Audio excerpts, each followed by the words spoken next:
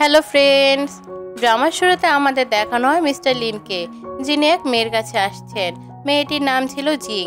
Mister Lin জিংকে বলে, আমি তোমাকে খুব ভালোবাসি, কিন্তু তুমি এটা বুঝে রেখো, আমি তোমাকে কখনো এই লক আপ থেকে বের হতে দেব না, কারণ তুমি এখনো বাইরের দুনিয়াটা চেনো না। যখন চিনবে তখন তুমি বুঝবে বাইরের দুনিয়াটা কত বিপজ্জনক। তাই আমি চাই তুমি সবসময় আমার থাকো। এই কথা শুনে জিং চিন্তা করতে থাকে, আর আমাদেরকে দেখানো একটি ফ্ল্যাশব্যাকের দৃশ্য। সেখানে দেখা যায় অতীতে মিস্টার লিন ছিলেন এক নিষ্ঠুর মানুষ, যিনি জিংকে প্রায় অপমান ও নির্যাতন করতেন। তারপর দৃশ্যটি আবার বর্তমানে সময়ে ফিরে আসে। জিং বলে, যাই হোক না কেন, এখন আমি তোমার কোনো পরিকল্পনায় অংশ নেব না। এরপর জিং মিস্টার লিনের কাছে যায় এবং তার একদম কাছে গিয়ে প্রথমে তাকে কিস করে এবং তার চোখে একটি কাপড় বেঁধে দেয়। সে বলে, তোমার জন্য একটা নতুন সারপ্রাইজ আছে, একটু অপেক্ষা করো। মিস্টার লিন হেসে বলে, আমি ভাবিনি তুমি আমাকে এমন সারপ্রাইজ দিবে। জিং উত্তর দেয়, আর একটু অপেক্ষা করলেই জানতে পারবে। কিছুক্ষণ পর যখন মিস্টার লিন চোখের কাপড় খুলে ফেলে, তখন দেখে জিং ইতিমধ্যে পালিয়ে গেছে। সে সঙ্গে সঙ্গে তার গার্ড আর সহকারীকে ডেকে বলে, তাকে খুঁজে বের করো, যেভাবেই হোক। সবাই জিংকে খুঁজতে বেরিয়ে পড়ে, আর অন্যদিকে দেখা যায় জিং লুকিয়ে আছে আর ওরা সবাই বাইরে যাওয়ার অপেক্ষা করছে। ওরা চলে গেলে জিং দ্রুত নিজের পোশাক বদলে ফেলে। এদিকে মিস্টার লিনের সহকারী এসে জানায়, স্যার, আমরা জিংকে কোথাও খুঁজে পাইনি। মিস্টার লিন রেগে বলে, সব জায়গায় খুঁজে দেখো, আমার তাকে যে কোনো মূল্যে পেতে হবে। ঠিক তখনই দেখা যায় জিং তাদের পাশ দিয়ে অজান্তে বেরিয়ে যাচ্ছে, আর মিস্টার লিন কিছুই টের পায় না। পরের দেশে দেখা যায় এক মেয়ে, যার নাম ইয়ান। সে আঁকাআঁকি করার চেষ্টা করছে, কিন্তু কিছুতেই পারছে না। তখন মিস্টার লিন এসে বলে, 2 বছর হয়ে গেছে, তবু তুমি এখনো আঁকতে শেখোনি। ওই মেয়ের মতো তুমি কোনোদিনও আঁকতে শিখতে পারবে না। ইয়ান বলে, আঁকতে শিখতেও চায় না, কারণ আমি জানি তুমি আমার কাছে আছো। তবে মিস্টার লিন ঠান্ডা স্বরে বলে, সে কিন্তু দারুণ আঁকতো। এটা শুনে ইয়ান রেগে যায়। সে বলে, এখনো কি তোমার মনে শুধু ওই মেয়েটাই আছে? 2 বছর কেটে গেছে, তবুও তুমি তাকে ভুলতে পারো না? বলো, কি করলে তুমি তার কথা ভুলতে পারবে? মিস্টার লিন তখন তাকে দূরে সরিয়ে দেয় এবং বলে, এই দুটো ছবি আছে, যত দ্রুত সম্ভব এঁকে ফেলো। আর যদি না পারো তাহলে তোমার বাবারও ভালো কিছু হবে না, তুমি তাকে আর কোনোদিন দেখতেও পারবে না। পরের দৃশ্যে দেখা যায় এক মেয়ে সুন্দর একটি ছবি আঁকছে। তার নাম শ্যান, কিন্তু আসলে সেই জিং। সে শুধু নিজের নাম বদলে ফেলেছে। ওদিকে ইয়ান সেখানে আসে এবং তার ছবি দেখে মুগ্ধ হয়। সে ছবিটির একটি ছবি তুলে নেয় এবং শ্যানের অনেক প্রশংসা করে। এরপর ইয়ান সেই ছবির মিস্টার লিনকে দেখায়। ছবিটা দেখে মিস্টার লিন বুঝে যায় যে এটা এঁকেছে সে আর কেউ নয়, বরং জি। তখন মিস্টার লিন ইয়ানকে বলে, তুমি মেয়েটিকে আমার কাছে নিয়ে আসতে পারবে? এই কথা শুনে ইয়ান সেখান থেকে বেরিয়ে যায়। মিস্টার লিন বলে, আচ্ছা, মানে তুমি এখন আমার সাথে লুকোচুরি খেলতে চাও? ঠিক আছে, দেখে তুমি আমার সাথে কতক্ষণ এই খেলা চালিয়ে যেতে পারো। তারপর দৃশ্য কাটে জিয়াং এর দিকে, যে একজন ছেলের সঙ্গে দাঁড়িয়ে আছে। ছেলেটির নাম ওয়াও। একটা মেয়ে হঠাৎ করে দৌড়ে এসে মিস্টার লিন এবং তার বডিগার্ডকে নিয়ে সেখানে চলে এসেছে। এটা থেকে জিং তাড়াতাড়ি লুকিয়ে পড়ে। মিস্টার লিন ঘরে ঢুকে, কিন্তু সেখানে কাউকে দেখতে পায় না। সে রেগে গিয়ে বলে, সব পেন্টিং ভাঙতে শুরু করে এবং চিৎকার করে বলে, বেরিয়ে এসো, না হলে আমি তোমার সবকিছু ভেঙে ফেলবো। এটা শুনে জিং ভয় পেয়ে যায়। তখন মিস্টার লিন বুঝে ফেলে জিং কোথাও লুকিয়েছে। সে সাদা কাপড়টা সরাতে জিংকে পেয়ে যায়। তারপর মিস্টার লিন জিংকে তুলে নিয়ে যায়। পরের দেশে দেখা যায় মিস্টার লিন জিংকে একটি ঘরে বসায়। জিং বলে, তুমি আমার সাথে এমনটা কেন করছো? আমিও তো মানুষ, তাই না? তুমি আমার সাথে এমন কেন ব্যবহার করছো? তারপর একটা ফ্ল্যাশব্যাকের দৃশ্য দেখা যায়। একসময় মিস্টার লিনকে বাঁচাতে গিয়ে এক গুন্ডা জিয়াং এর ব্যাগে ছুরি মেরেছিল। বর্তমান দৃশ্যে ফিরে মিস্টার লিন বলে, তোমার ব্যাগে এখনো নিশ্চয়ই সে দাগ আছে, আমি জানি। সে জিয়াং এর ব্যাগ খুলে চেক করে, কিন্তু কোনো দাগ পায় না। এটা দেখে জিং রেখে যায় আর বলে, আমার মনে হয় তোমার তদন্ত শেষ হয়ে গেছে, কিন্তু আমি সেই মেয়ে নয় তুমি যাকে খুঁজছো। এই বলে সে চলে যায়। মিস্টার লিন তখন বলে, আমি জানি তুমি সেই মেয়ে, আমার ভুল হতে পারে না, আর কেউ আমাকে তোমার হওয়া থেকে আটকাতে পারবে না। এরপর দৃশ্য পরিবর্তন হয়। দেখা যায় এক ইভেন্ট চলছে। ওখানে ওয়াং আর জিয়াং দুজনে উপস্থিত ছিল। জিয়াং এর আঁকা ছবি প্রদর্শন করা হয়, কিন্তু জিং অবাক হয়ে দেখে সেই ছবিটা বদলে গেছে। সে বলে, আমার এই ছবিটা কে বদলে দিল? ঠিক তখন সেখানে প্রবেশ করে মিস্টার লিন। সে বলে, আমি তো তোমাকে আগে বলেছিলাম তুমি আমার থেকে পালাতে পারবে না, তোমার বিয়ে শুধু আমার সঙ্গে হবে।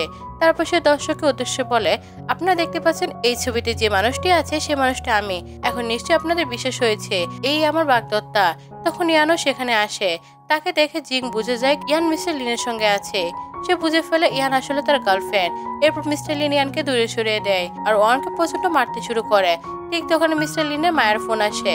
মা বলে, তুমি তাড়াতাড়ি বাড়ি ফিরে এসো, আমি তোমার সঙ্গে জরুরি কথা বলতে চাই। তখন মিস্টার লিন সেখান থেকে চলে যায়। জিং দৌড়ে ওয়াং এর কাছে গিয়ে বলে, তুমি ঠিক আছো তো? ওয়াং বলে, হ্যাঁ, আমি একদম ঠিক আছি। জিং হাসে আর বলে, ভালো কথা, আজ আমি খুব ক্লান্ত, এখন আমি বাড়ি যাচ্ছি। এই বলে সে সেখান থেকে চলে যায়। তখন ওয়ান মনে মনে ভাবে, তুমি খুব খারাপ মেয়ে, তুমি আমাকে প্রতিস্থাপন করতে চাও। যদি তুমি আমাকে রিপ্লেস করো তবে তুমিই মরবে। এখন সিদ্ধান্ত তোমার হাতে। এরপরে দৃশ্য দেখা যায় ওয়াং জিংকে প্রপোজ করে। সে বলে, তুমি কি আমার সঙ্গে বিয়ে করতে চাও? জিং তখন হাসে। তারপরে দৃশ্যবার ফ্ল্যাশব্যাকে ফিরে যায়, যেখানে দেখা যায় জিং এবং তার বাবা এক ব্যক্তির সঙ্গে দেখা করতে গিয়েছিলেন। জিং নিজে পেন্টিং সেই লোকটার কাছে বিক্রি করতে চেয়েছিল, কিন্তু লোকটা আসলে ছিল একটা প্রতারক।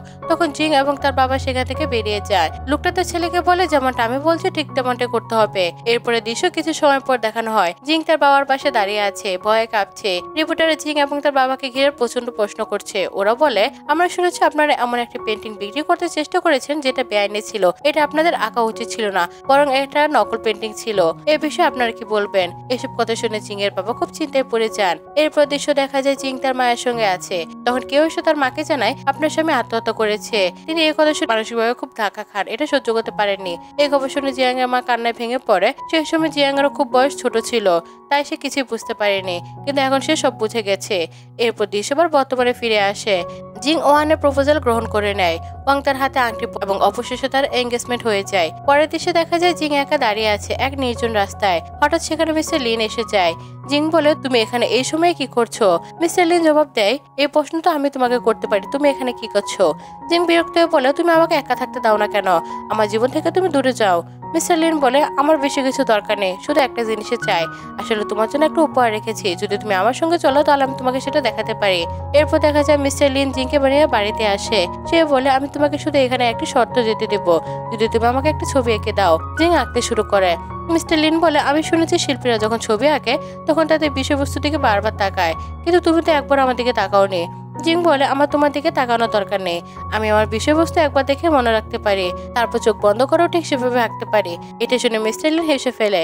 কিছুক্ষণ পর দেখা যায় জিং এর আঁকা ছবি সম্পূর্ণ হয়ে গেছে। মিস্টার লিন ছবিটার দিকে তাকিয়ে হাসে আর বলে, এখন তুমি আমাকে দেখো আর এই ছবিটা দেখো, আমরা দুজনের মধ্যে কত পার্থক্য। জিং বলে, আমি তো আগে বলেছিলাম আমি ভালো পেন্টার নয়, এখন তুমি কি আমাকে অপমান করতে চাও? মিস্টার লিন বলে, না, আমি এমন কিছু ভাবতে পারি না, কারণ আমি যে তুমি শুধু আমার সঙ্গে থাকো, কারণ তোমাকে আমার ভীষণ ভালো লাগে। এরপর সে জিয়াংকে কিস করে। জিং নিজেকে দূরে সরিয়ে নেয় এবং বলে, যদি এই পেন্টিং তোমার এতটাই খারাপ লেগে থাকে তাহলে আমি তোমার জন্য আরেকটা পেন্টিং আঁকবো, কিন্তু দয়া করে তুমি আমার সাথে এমন আচরণ করো না, তুমি আমাকে হয়রানি করতে পারো না।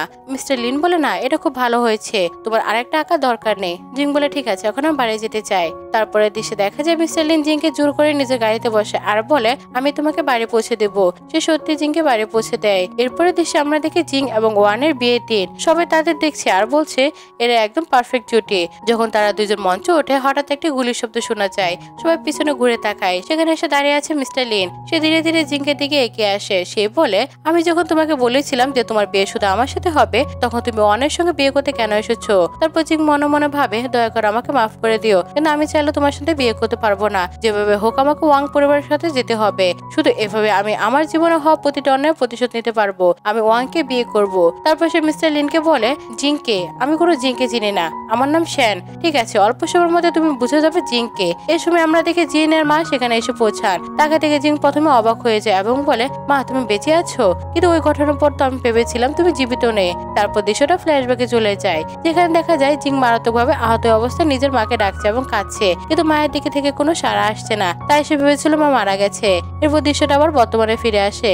জিং এর মা জিং এর দিকে তাকিয়ে মনে মনে ভাবছে, আমি জানি আমার মেয়ে এখন আমাকে চিনে ফেলবে। এটা অসম্ভব যে কোনো সন্তান তার মাকে চিনবে না, আর আমি এটাও জানি এটা আমার মেয়ে জিং। ঠিক তখনই জিং এর সৎ বাবা এসে দাঁড়ায় এবং বলে, তুমি কি এখন বেঁচে আছো? আমি তো ভেবেছিলাম তুমি মারা গেছো।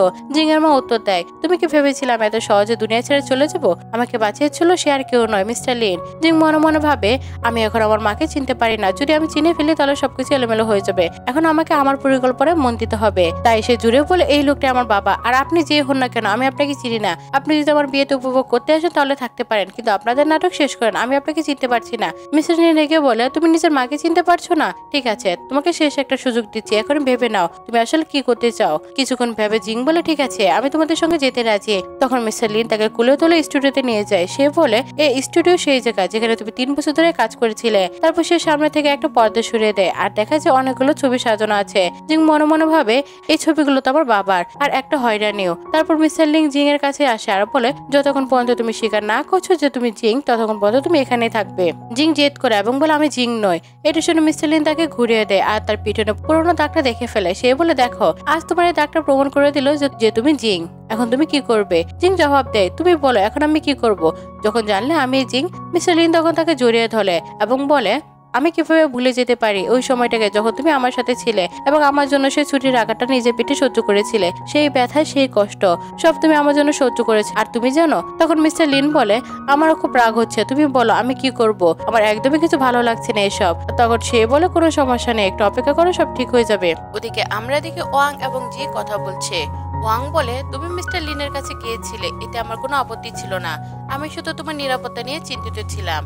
আমি জানি তুমি দারুণ একজন পেইন্টার আর অনেকে তোমাকে ডাকতে পারে, কিন্তু আমি শুধু চাইছিলাম যেন তুমি নিরাপদ থাকো।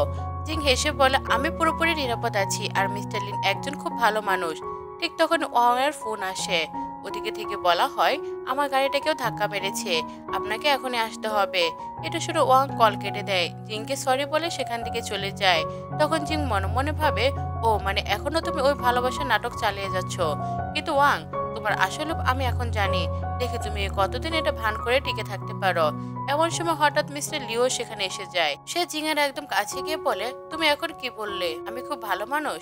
নাকি তুমি বলতে চাও আমি খুব হ্যান্ডসাম আর আকর্ষণীয় মানুষ? তুমি কি এই কথা ওয়াংকে বলেছিলে? জিং অবাক হয়ে বলে, তুমি হঠাৎ করে এখানে কিভাবে এলে? আমি তো ভাবিনি তুমি আসবে। মিস্টার লিন হালকা হাসি দিয়ে বলে, আমি দেখেছি সে তোমাকে জড়িয়ে ধরেছিল। জিং বলে, সে শুধু একটা হাক করেছিল, এটা এমন কোনো ব্যাপার নয়। মিস্টার লিন আবার হাসে, কিন্তু সে তো এখনই ফিরে আসবে। তখন যদি সে আমাদের এত কাছাকাছি দেখে, তুমি কি জানো সে কি ভাববে? জিং বলে, তাই তো, আমি তো তোমাকে বলেছি এখনই চলে যাও, না হলে আমার প্রতিশোধ সম্পূর্ণ হবে না। মিস্টার লিন মুচকে এসে বলে, তাহলে এটা বলো, যদি আমি এখন তোমার থেকে দূরে চলে যাই, তুমি কি আমাকে মিস করবে?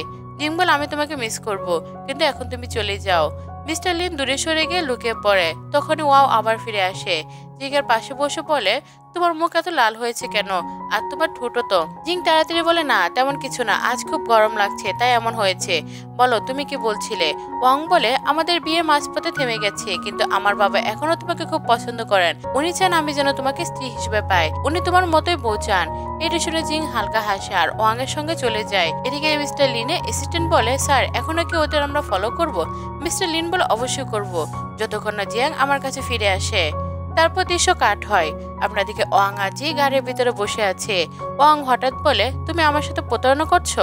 যদি তা না হয় তাহলে মিস্টার লিন তোমার সাথে এত ঘনিষ্ঠ কেন? সে বলে, আমি তোমার সঙ্গে কিছুটা সময় কাটাতে চেয়েছিলাম। ঠান্ডা গলায় বলে, আমাদের বিয়ে হয়নি, এর মানে আমরা সত্যিকারের দম্পত্য নয়, আর আমি এখনো তোমার সাথে এমন কিছু করতে পারি না।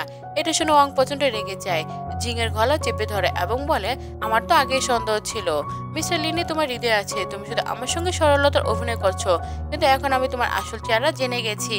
ওয়াংয়ের সন্দেহের কথা শুনে জিং অবাক হয়, কিন্তু এই কথাগুলো পিছন থেকে মিস্টার লিন এবং তার অ্যাসিস্ট্যান্ট শুনছিল। তারপর মিস্টার লিন বলে, গাড়ি দ্রুত চালাও, ওয়াংয়ের গাড়িকে ধাক্কা দাও। অ্যাসিস্ট্যান্ট অবাক হয়ে বলে, স্যার এটা তো সবার বিপদ হতে পারে। মিস্টার লিন জুড়ে বলে, আমি যে বলেছি তুমি তাই করবে এখনই। অ্যাসিস্ট্যান্ট বাধ্য হয়ে তাই করে। ওয়াংয়ের গাড়িতে ধাক্কা লাগতে ওয়াং দ্রুত গাড়ি থেকে বেরিয়ে আসে। জিও বের হয় আর মিস্টার লিন গাড়ি থামিয়ে বাইরে আসে। মিস্টার লিন ক্ষমা চেয়ে বলে, আমার কোনো খারাপ উদ্দেশ্য ছিল না, এটা সম্পূর্ণ দুর্ঘটনা ছিল। ওয়াং রাগে বলে, তুমি এখানে কি করছো? তুমি কি এখনো জিয়াং এর সঙ্গে দেখা করতে এসেছো? জিং সঙ্গে সঙ্গে বলে, না এমন কিছু নয়, আমি তো তোমাকে বারবার বলেছি আমি ওর সঙ্গে শুধু বাগদত্তর মতো দেখতে, তাইও আমার সঙ্গে সময় কাটাতে ভালো বোধ করে। আর যেদিন আমি ওর বাড়িতে গিয়েছিলাম সেটা শুধু পেন্টের আঁকার জন্য ছিল, এর বাইরে আর কিছুই নয়। মিস্টার লিনও বলে, হ্যাঁ একদম ঠিক বলেছে সে।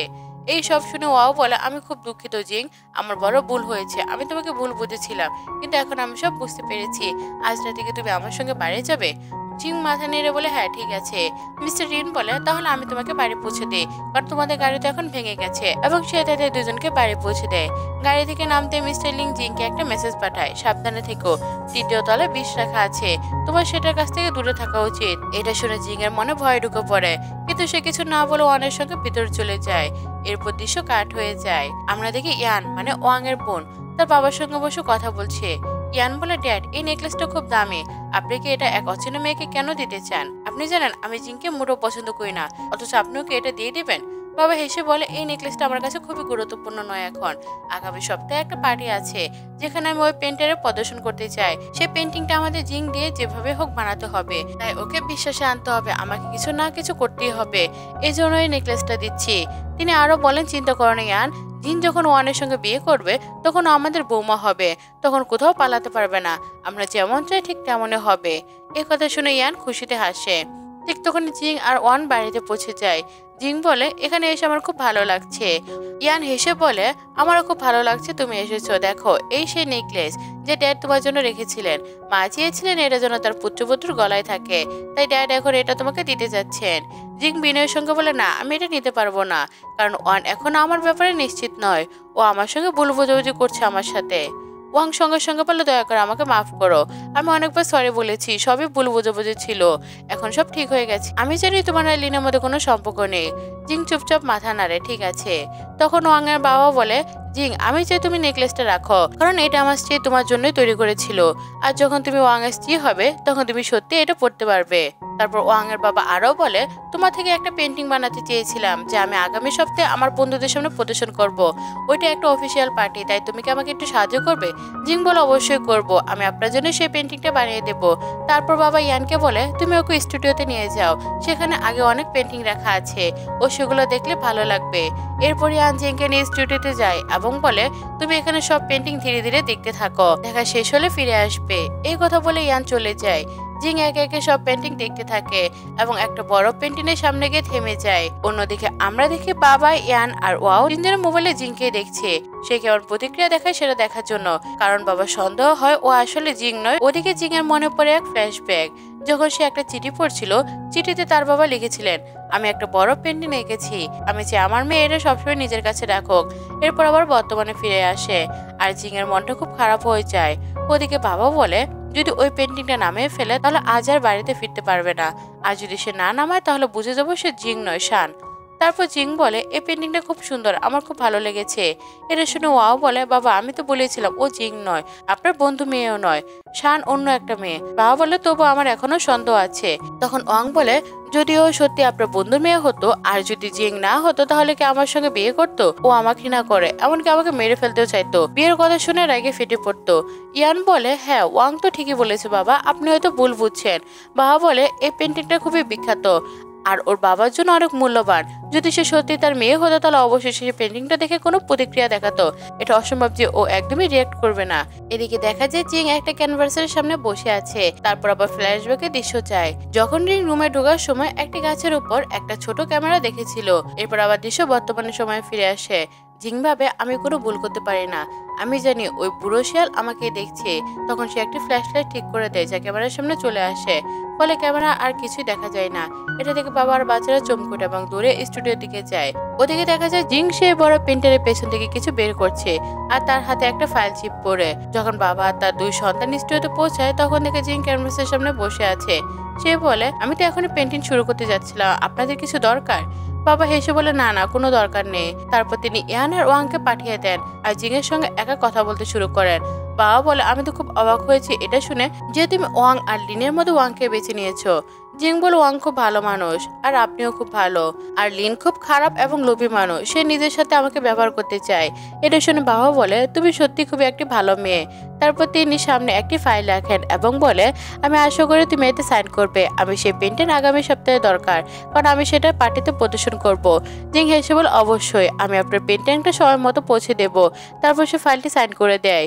অন্যদিকে আমরা দেখি মিস্টার লিন ইতিমধ্যে সে পার্টিতে পৌঁছে গেছে যে ওয়াং এর বাবার আয়োজন করেছিল। ওয়াং আর জিং তাকে দেখে। ওয়াং বলে, ও এখানে কেন এসেছে? জিং বলে, সে যে কোনো জায়গায় যেতে পারে, তাকে কেউ আটকাতে পারবে না। তারপর দেখা যায় মিস্টার লিন সিঁড়ি থেকে উপরে উঠে একটা ঘরে ঢুকে। দৃশ্য পরিবর্তন হয়, এখন ইভেন্ট শুরু হয়। লিং উপর দিক থেকে পুরো ইভেন্ট দেখছে। জিংও তাকে দেখে ফেলে এবং সিঁড়ি থেকে বেয়ে উঠে তার কাছে যায়। ঘরে ঢুকে লিন তাকে একটি ডিভাইস দেয় এবং বলে, তোমাকে নিজের সিকিউরিটি আরো বাড়াতে হবে, কারণ তোমার আশেপাশে বিপদ ঘনিয়ে এসেছে, বুঝতে পেরেছো তো?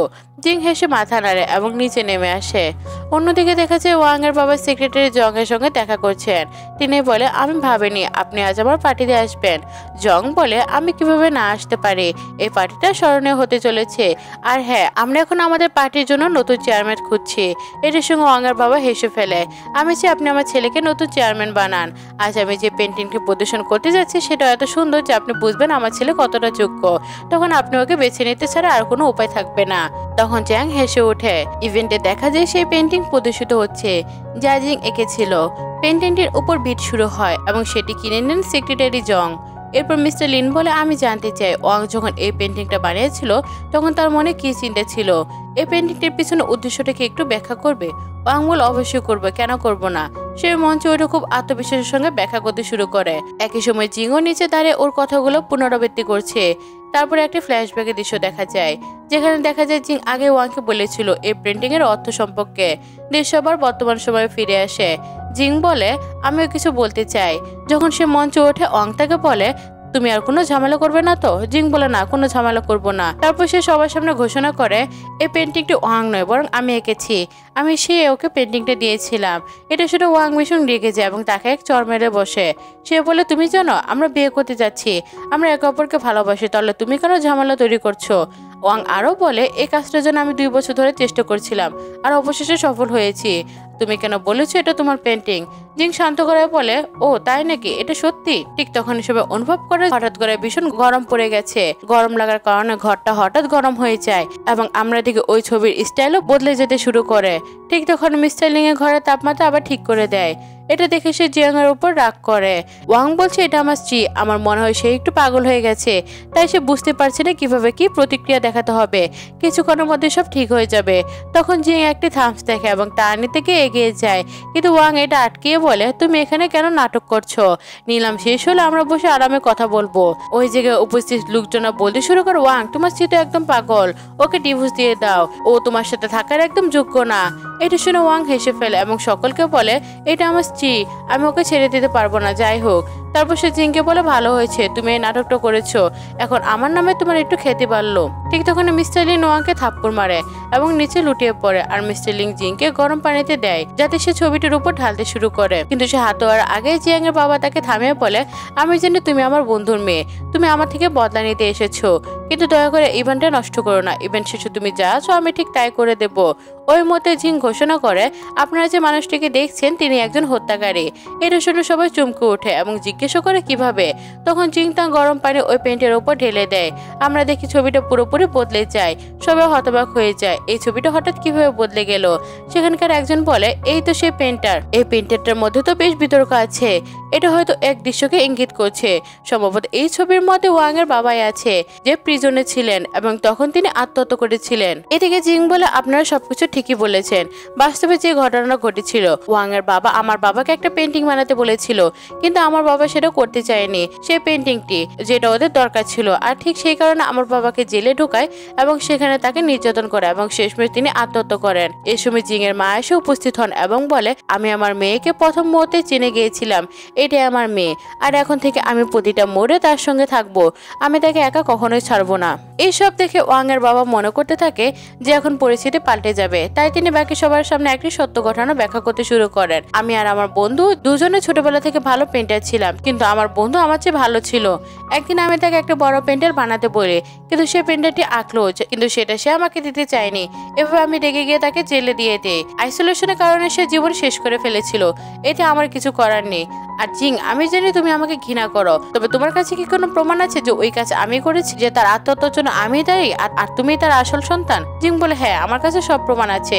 এটা শুনে ওয়াং এর বাবা অবাক হয়ে যান। তিনি বলে আমি তো সমস্ত সাক্ষ্যের প্রমাণ পুড়ে ছাই করে দিয়েছিলাম, তাহলে প্রমাণগুলো কোথা থেকে এলো? মনে হলো সে আমাকে ফাঁসাতে চায়। সবাই দেখতে পায় তখন সেখানে আরেকজন জিং আসে, একটি মেয়ে যেটা দেখতে পুরোপুরি জিং এর মতোই। সে দৌড়ে এসে তাদের কাছে আসে। জিং ভাবতে থাকে একে তো ঠিক আমার মতো দেখাচ্ছে। এরপর সে মেয়ে তার মার কাছে ক্ষমা চায় এবং বলে দয়া করে আপনি এই মেয়ের কথা বিশ্বাস করবেন না, এটি একটি নকল মেয়ে। আমি জানি মা সমস্ত ভুল কেবল ড্যাডিরই ছিল, ওই আঙ্কেলের কোনো দোষ নেই। আমি তো শুধু 2 বছর ধরে মিস্টার লিনের সঙ্গে থাকছি, আমি সবকিছু জানি। আর এই মেয়ে যে সামনে দাঁড়িয়ে আছে সে শুধু আমার পরিচয় নকল করলে মিস্টার লিনের সাথে ঘনিষ্ঠ হতে চায় এবং তার সহানুভূতি পেতে চায়। মা তখন ওই মেয়েকে বলে ঠিক আছে তুমি কি সত্যিই জিং? মেয়েটি বলে হ্যাঁ মা আমি সত্যিই জিং। তখন তার মা জিজ্ঞাসা করে তোমার বাবার মৃত্যুবার্ষিকী তারিখ বলো। মেয়েটি বলে 28শে অক্টোবর। মা বলে ঠিক আছে 28শে অক্টোবর, কিন্তু আমরা যখন তার অটোপ্রোস ফাইল দেখি তখন সেখানে লেখা ছিল 27শে অক্টোবর। জিং বলে এখানে কি কেউ আছে যে আমার পরিচয় নিয়ে নিশ্চিত করতে পারে? ঠিক তখন সেক্রেটারি জ্যাং আসে। সিনটা ফ্ল্যাশব্যাকে চলে যায়। সেখানে দেখা যায় জিং এর মা সেক্রেটারি জ্যাংকে বলছে ওই মেয়েটি আমাদের সন্তান এবং তাকে রক্ষা করার জন্য সবকিছু করতে হবে। জ্যাং বলে ঠিক আছে আমি সবকিছু করার জন্য প্রস্তুত। পুনরায় বর্তমানে সিনে ফিরে আসে। সেক্রেটারি জিং বলে আমি বলতে পারি কে আসল জং কে নকল। জিং আসলে আমার মেয়ে। জন্মের পর তার মা আমাকে ছেড়ে গিয়েছিলেন এবং চ্যানের সঙ্গে পুনরায় বিয়ে করেছিলেন। আমি এই জন্য খুব অনুতপ্ত। তাই আমি চ্যানের সঙ্গে পেন্টেন্টটি খুব উচ্চ মূল্যে বিক্রি করেছি শুধু প্রতিশোধের জন্য। পরে আমি সবকিছু বুঝতে পেরেছি। এই কথা শুনে সবাই হতবাক হয়ে যায়। জিং কি সত্যি সেক্রেটারি জ্যাং এর মেয়ে হতে পারে? এটা শুনে ওয়াং এর বাবা বলে এটা শুধু গল্প। সেক্রেটারি জ্যাং শুধু 2 মহিলাকে বাঁচাতে চেয়েছিল, কিন্তু মিস্টার লিন সমাধান খুঁজে বের করে। সে ডিএনএ টেস্ট করানোর কথা বলে এবং যখন ওয়াং এর বাবা তা দেখে তিনি ঘাবড়িয়ে যান এবং অসুস্থ বোধ করা শুরু করেন। নকল জিংকে দেখে এবং বলে আমি পুলিশকে কল করেছি, একটু সময়ের মধ্যে এসে তোমাকে গ্রেফতার করবে। নকল জিং তখন ওয়াং এর বাবার কাছে ক্ষমা চায় এবং বলে সবকিছু আপনার কথাই করেছি, এখন পুলিশ আসলে আমি যাব না, আপনি যাবেন, কেন আপনি আমাকে এসব করতে বলেছিলেন। এই কথা শুনে ওয়াং এর বাবা আরো বিরক্ত হন। এরপর পুলিশ আসে এবং সবাইকে গ্রেফতার করে নিয়ে যায়। অন্যদিকে আমরা দেখি জিন আর মিস্টার লিং এক রাত কাটিয়ে অত্যন্ত আনন্দিত। অন্যদিকে আমরা দেখি ওয়াং জিং এর জন্য অপেক্ষা করছে। জিং যখন আসে ওয়াং জিংকে বলে যা কিছু হয়েছে সব ভুল ছিল, পার্টিতে এইসব কিছু হওয়া উচিত ছিল না।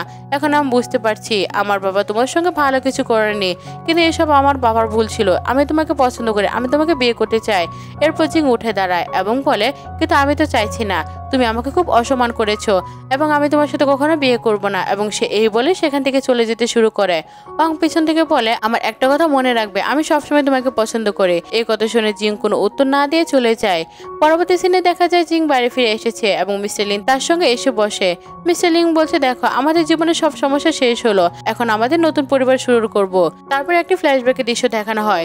সেখানে জিং জানতে পারে যে সে প্রেগনেন্ট। এই খবর শুনে সে অত্যন্ত খুশি হয়। পুনরায় আবার বর্তমান সিনে ফিরে আসে।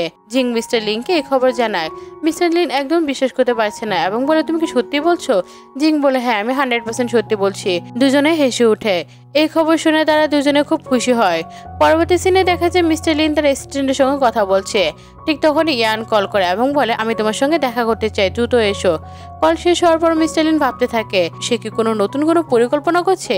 মিস্টার লিন যখন সে জায়গায় পৌঁছায় যেখানে ইয়ান তাকে ডেকেছিল, তখন ইয়ান বলে আমি আশা করিনি তুমি আসবে, কিন্তু দেখো তুমি কিন্তু এসে গেছো। মিস্টার লিন বলে আমি এখানে শুধুমাত্র তোমার শেষ কথা বলার জন্য এসেছি। তোমরা দুজন, তুমি আর ওয়াং, জিংয়ের থেকে দূরে থাকো, না হলে তোমাদের সঙ্গে ভালো হবে না। ইয়ান বলে আমি 2 বছর তোমার সঙ্গে ছিলাম আর তুমি একবারও জিংকে ভুলতে পারোনি। তোমার হৃদয়ে এখনো সে আছে এবং সে 2 বছর ধরে সেভাবেই ছিল। ওই মেয়ের মধ্যে এমন কি আছে যা আমার মধ্যে নেই?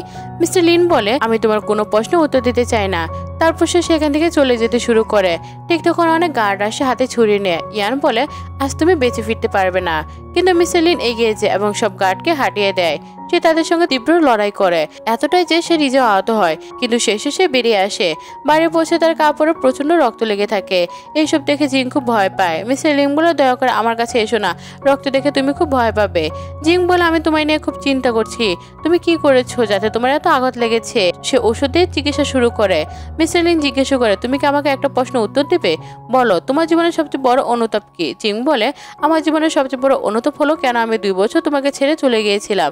ঠিক তখন মিস্টার লিনের কাছে ইয়ানের কল আসে। মিস্টার লিন তখন বলে এই কলের আর কোনো দরকার নেই। তবুও জিং কলটি গ্রহণ করে এবং ফোন পাশে রেখে দুজনে একে অপরকে কিস করে। অন্যদিকে আমরা দেখি ইয়ানকে, সে খুব রেগে ছিল। ঠিক তখনই তার কাছে একজন আসে এবং বলে আপনি আমাকে ডেকেছিলেন কি কাজে? ইয়ান বলে আমি যে মেয়ের ছবি তোমাকে দিয়েছিলাম তার সঙ্গে এত খারাপ ব্যবহার করো যেন সে আর কখনো নিজের মুখ দেখাতে না পারে। পরবর্তী সিনে আমরা দেখি জিংকে, সে ঘুম থেকে উঠতে অ্যাসিস্ট্যান্টের কল আসে। অ্যাসিস্ট্যান্ট বলে আপনাকে একটি জায়গায় যেতে হবে, এটা খুব জরুরি। তারপর সে জিং অ্যাসিস্ট্যান্টের সঙ্গে গাড়িতে বসে চলে যায়। অ্যাসিস্ট্যান্ট তাকে একটি নির্জন জায়গায় নিয়ে যায়, সেখানে ইয়াং এবং ওয়াং উপস্থিত। এরপর অ্যাসিস্ট্যান্ট ইয়াংকে বলে আমি আপনার অর্ডার সম্পূর্ণ করেছি ম্যাডাম। এটা শুনে জিং একদম চমকে যায় এবং বলে তুমি মিস্টার লিন এবং আমাকে দুজনকেই ঠকিয়েছো। ইয়ান বলে তুমি খুব বুদ্ধিমান, তুমি জানো মিস্টার লিং সবসময় আমারই ছিল, তুমি মাঝখানে এসে আমাদের দুজনকে আলাদা করে দিয়েছো। এরপর অ্যাসিস্ট্যান্ট নিজে বলে আমি শুরু থেকে ওয়ান এবং ইয়ানের একজন সহকর্মী ছিলাম, তারা আমাকে নিয়োগ দিয়েছিল মিস্টার লিনের সব দুজোর খবর নেওয়ার জন্য। আমি সেখানে শুধু আপনাদের এখানে কাজ করেছি শুধু খবর নেওয়ার জন্য। জিং তখন সেখান থেকে পালাতে শুরু করে, কিন্তু সামনে সব গার্ড এসে তাকে বন্দি করে ফেলে। তবু জিং তার দড়ি খুলে পালাতে সক্ষম হয়। অন্যদিকে আমরা দেখে মিস্টার লিন ইয়ানের কাছে আসে এবং বলে আমার স্ত্রীকে আমার কাছে ফিরিয়ে দাও। ইয়ান বলে ঠিক আছে, আমি তাকে ডেকেছি। ঠিক তখন একজন গার্ড আসে এবং বলে সে তো ইতিমধ্যে পালিয়ে গেছে। এটা শুনে ইয়ান খুব রেগে যায় এবং সে গার্ডকে থাপ্পড় মারে এবং বলে তুমি এত অমনোযোগী কেন। তারপর সে মিস্টার লিনকে বলে আমরা এখন আমাদের পরিকল্পনা পরিবর্তন করেছি। এই কথা শুনে মিস্টার লিন হাসে। ঠিক তখন পিছন থেকে জিং আসে হাতে একটি বন্দুক নিয়ে। সে বলে এবার আমি তোমাদের দুজনকে মেরে ফেলবো। এই কথা শুনে ইয়ানও হাসে এবং বলে তুমি তা করতে পারবে না। এরপর জিয়াং এর মা অসুস্থ অবস্থায় আনা হয়। ইয়াং বলে যদি তুমি আমাদের দুজনকে মারো তবে তোমার মা এখানেই মারা যাবে। এরপর ইয়াং জিং এর হাত থেকে বন্দুক নিয়ে নেয়। ওয়াং তারপর জিং এর কাছে আসে আর তার হাতে জোর করে একটা বন্দুক ধরিয়ে দিয়ে বলে এটা দিয়ে কিছুই করো না, শুধু একটা ছোট কাজ করো, মিস্টার লিনকে শর্ট করো। জিং তখন ভয় পেয়ে যায়, কিন্তু ঠিক তখন ইয়ানকে গুলি করে এবং সে পড়ে যায়। গুলি চালানো ব্যক্তি কেউ নয়, অ্যাসিস্ট্যান্ট নিজে। ওয়াং বলে তুমি আমাকে ঠকিয়েছো। অ্যাসিস্ট্যান্ট বলে আপনি কি ভাবেছিলেন আমি মিস্টার লিনকে ছেড়ে দেবো এবং তোমাদের মতো প্রতারকের সাথে মিশবো? এটা আমি কখনোই করব না। এরপর মিস্টার লিন হাসে এবং বলে তুমি আমাকে এত সহজে ধরে রাখতে পারবে না। তুমি কি ভেবেছিলে আমাকে এত সহজে ধরতে পারবে? মিস্টার লিন তারপর ব্র্যাঙ্কের দিকে বন্দুক তাক করে এবং সিন এখানেই শেষ হয়। পরবর্তী সিনে আমরা দেখি জিন এবং মিস্টার লিনকে। জিং মিস্টার লিনকে পেন্টিং শেখাচ্ছে। তারা দুজনে একে অপরের সঙ্গে খুব খুশি এবং এই সিনে আমাদের এই গল্পের হ্যাপি এন্ডিং হয়। তো বন্ধুরা, আজকের এই গল্পটি তোমাদের কেমন লেগেছে অবশ্যই কমেন্ট করে জানাও। আর লিনের মতো মাফিয়া বসকে কার কার ভালো লাগে কমেন্টে অবশ্যই জানাবে। পরবর্তী ভিডিও আগামীকাল সন্ধ্যায় আপলোড হবে। আর যারা আমার চ্যানেলে নতুন আছে তারা আমার চ্যানেলটি সাবস্ক্রাইব করতে একদম ভুলবে না। এরকম ভালো এবং সুন্দর ভিডিও পেতে আমার চ্যানেলে সাবস্ক্রাইব এবং লাইক কমেন্ট শেয়ার করতে একদমই ভুলবে না। আজকের মধ্যে এখানে বিদায় নিচ্ছি। পরবর্তী ভিডিও আসা পর্যন্ত অপেক্ষা করো। Thanks for watching.